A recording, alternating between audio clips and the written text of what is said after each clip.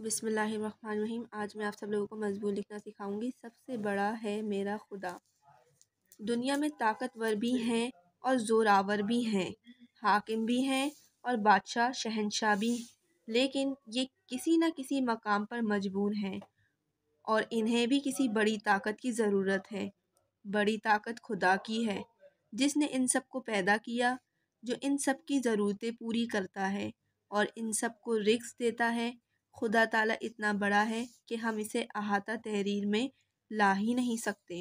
وہ لامحدود ہے اور اتنی عظمت والا ہے کہ اس کی عظمت بیان کرنا ہماری بس کی بات نہیں۔ وہ حاکموں کا حاکم ہے، زندہ کو مردہ کر سکتا ہے، بیمار کو صحت دے سکتا ہے اور صحت مند کو بیمار کر سکتا ہے، رات کو دن اور دن کو رات بنا سکتا ہے۔ خدائے ذوالجلال ایک ہے، اس کی ذات واحد لا شریک ہے، نہ اسے کسی نے جنا ہے نہ وہ کسی سے جنا گیا ہے۔ بادشاہ و گدا سب اسی کے آگے جھکتے ہیں اور اسی سے مانگتے ہیں۔ اسلام کا پہلا رکن کلمہ طیبہ ہے۔ کلمہ پڑھ کر ہم اعتراف کرتے ہیں کہ خدا ایک ہے اور محمد صلی اللہ علیہ وسلم اس کے رسول ہیں۔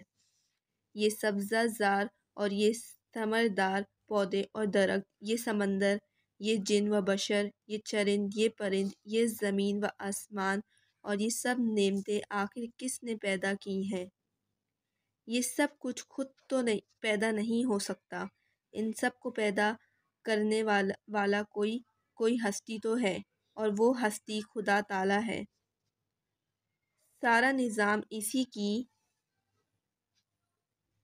مرضی سے چل رہا ہے، سب کچھ اسی کے حکم کے تحت ہو رہا ہے۔